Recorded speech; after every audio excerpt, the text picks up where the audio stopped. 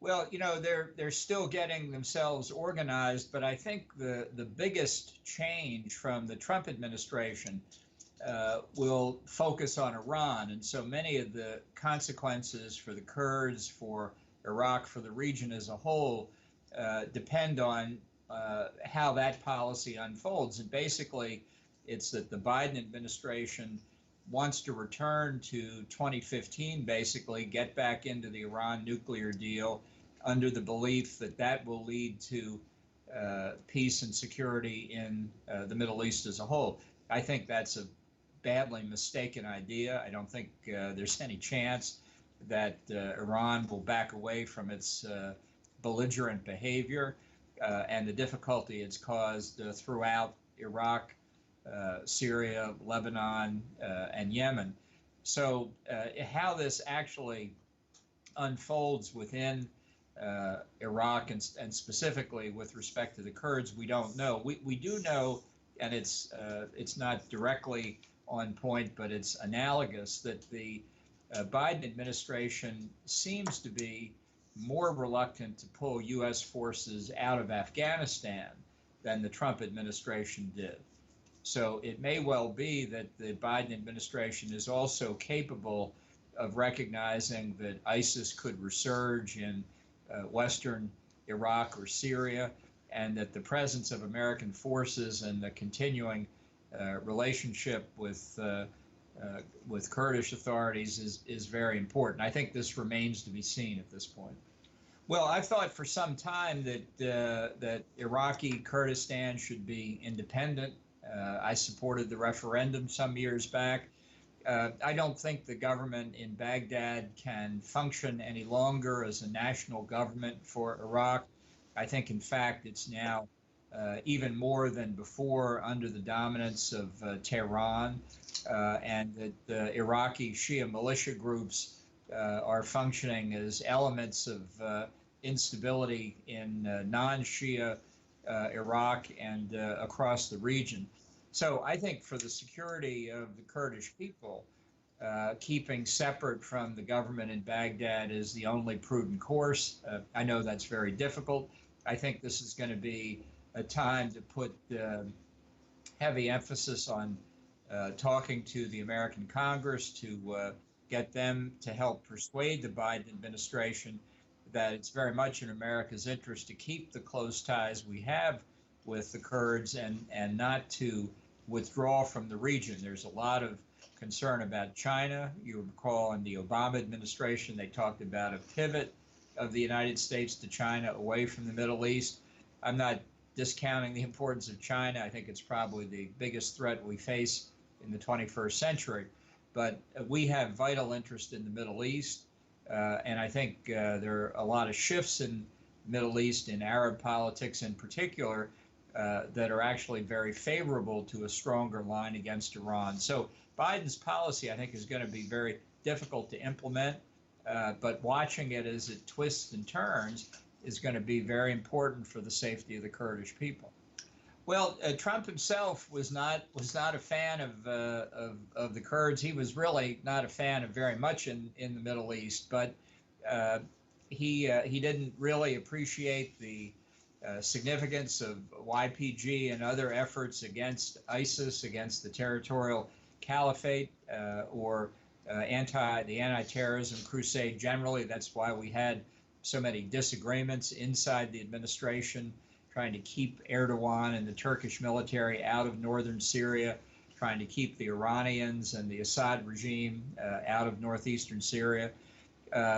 So it's hard to see that it gets too much worse in the Biden administration, but he has said, in fact, at one point some years back, that he would understand and support dividing Iraq into three separate countries with an independent Kurdistan. But I don't think he's had to think about these issues. I don't think he or his team are familiar with facts on the ground as they exist today. So, America has a very long transition period when it changes presidents. Many people wonder why it takes so long. I can tell you on these kinds of issues, the transition is still not finished. The Biden administration does not have a clear policy formulated. It's working on it, but it doesn't have it yet. Well, we don't know, but I think he's skeptical of he has said repeatedly, skeptical of the American presence, the American military presence. Now, again, that's before I think he or his advisors fully appreciated the extent of the terrorist-related and conventional military activities that Iran has undertaken across the region, from the Arabian Peninsula through Iraq, Syria, and Lebanon, and the danger that's posed in Iraq in particular to those who are not already supportive of Tehran, whether it's the Kurds or Sunni Arabs or others. So I think that he will come to understand that it's much more complicated, especially if he begins to understand that the Iranians are not going to easily come back into compliance on the nuclear side, and this idea that he can simply get in a time machine and go back to 2015 when the nuclear deal was signed isn't going to work. Too much has happened, and he's going to need to take that into account. I think he's still really processing all that has changed. Look, I think the United States has not done as much for the Kurds as it should, but over the years, over the past 2 decades, nobody else outside has done more for the Kurds than the United States has, and it's in our interest to do so, and I think it benefits the Kurdish people. Iran has its own propaganda interests here. It seeks hegemony over the entire region, not just over Shia populations in Iraq, but really across the oil-producing monarchies of the Gulf, into Kurdistan and beyond. These are people with big ambitions.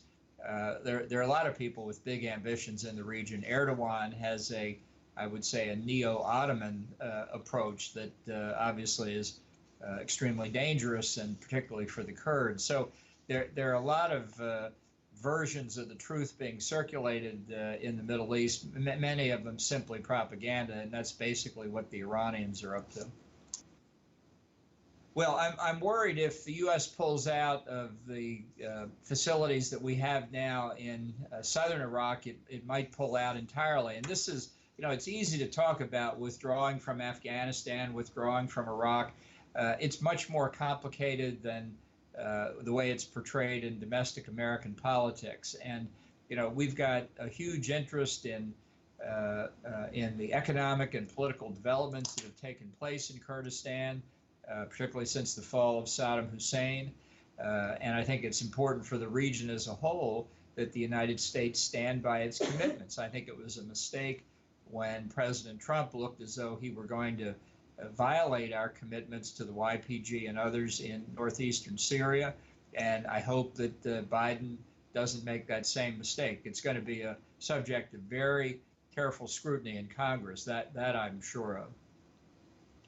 Well, I think the principal threat to international peace and security in the Middle East is Iran. And I don't think Iraq or Syria or Lebanon or Yemen really are going to be stable until the Iranian influence disappears. And I think this is something we now see as a broadly held view in the region. We've seen the United Arab Emirates and Bahrain exchange full diplomatic relations with Israel because they see the Iranian threat essentially the same way.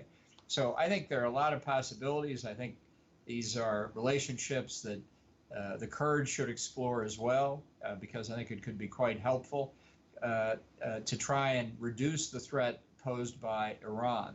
And once that happens, and once Iran supplies to Shia militia groups in Iraq and other things take place, then you can work out a more long-term modus vivendi with the government in Baghdad. But until Iran's malign influence is removed, I'm afraid we're still a pretty long way from peace and security in the region.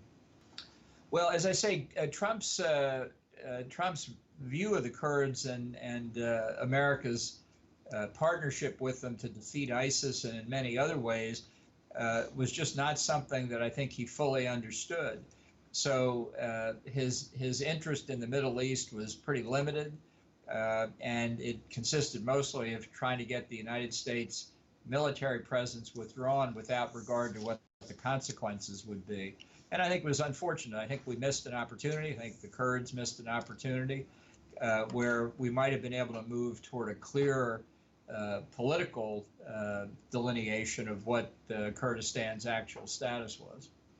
Well, there's a lot of speculation about how this may play out, but I think it's essentially impossible for the United States to re-enter the 2015 deal. I think that deal is broken beyond repair, and I think it was a bad deal to begin with.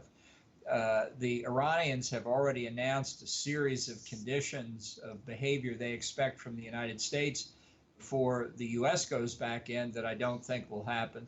So I think it's actually, it's going to be a pretty long time if the Biden administration is serious before people can talk about renewing the 2015 nuclear deal, and certainly an even longer time before you can talk about replacing it. Well, you know, there's I think a real confusion here about the uranium enrichment process. The fatal mistake of the 2015 deal was to allow Iran to have any uranium enrichment capability whatever, even only, quote unquote, up to reactor grade of 3.67% of U-235. The additional enrichment that Iran has done is insignificant compared to the substantial progress toward being able to fashion a nuclear weapon that giving them the right to enrich to reactor grade does in the first place.